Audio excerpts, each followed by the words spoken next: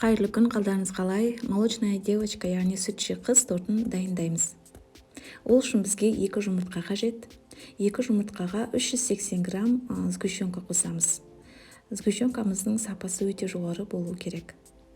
Бәрін жақсылап араластырамыз. Дайын болған массамызға 80 грамм сары май қосамыз. Майымыз ерігенше жақсылап араластырамыз. 190 грамм ұнымызға 15 грамм разрыхлитель қосып, жақсылап араластырамыз. Ұнымызды 2-ге бөліп, массамызға қосып, араластырып аламыз.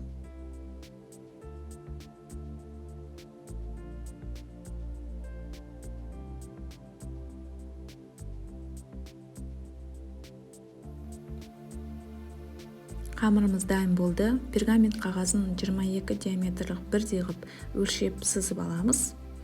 Дайын болған қамырымызды әр қайсына 2 қасықтан салып шығамыз.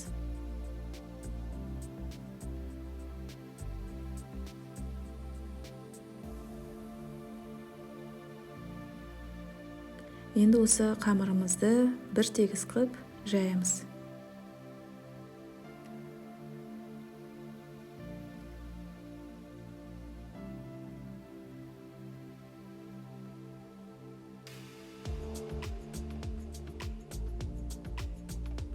Барлығы 9 корж болу керек.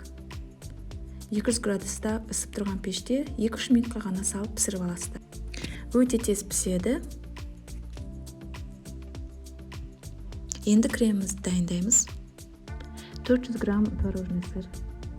Оған 400 грамм клейгей, яғни сливки қосамыз. 33-35% болу керек. Және де 200 грамм сахарная пудра қосып, бәрін жақсылап араластырамыз.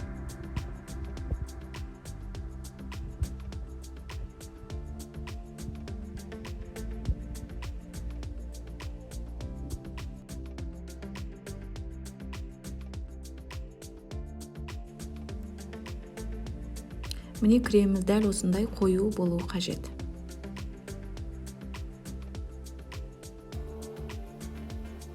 Енді тортты жинаймыз, астына крем жағып, формамызды қойып, үстіне жан-жағына ацетатная пленканы төсеп,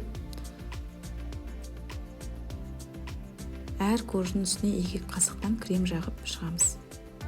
Негізі тортты түнде жинап, 8 саатқа қойып қойсаңыздар болады холодильникке. Ертесінде тортты алып, яғни үстін өз қалауыңызша әсемдейсіз.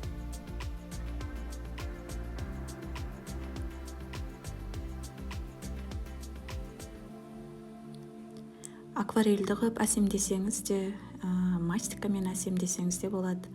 Және шоколадный глазурьді құйып, үстін жеміс жидекпен қойсаңыз да өз еріктеріңізде. Көп рахмет.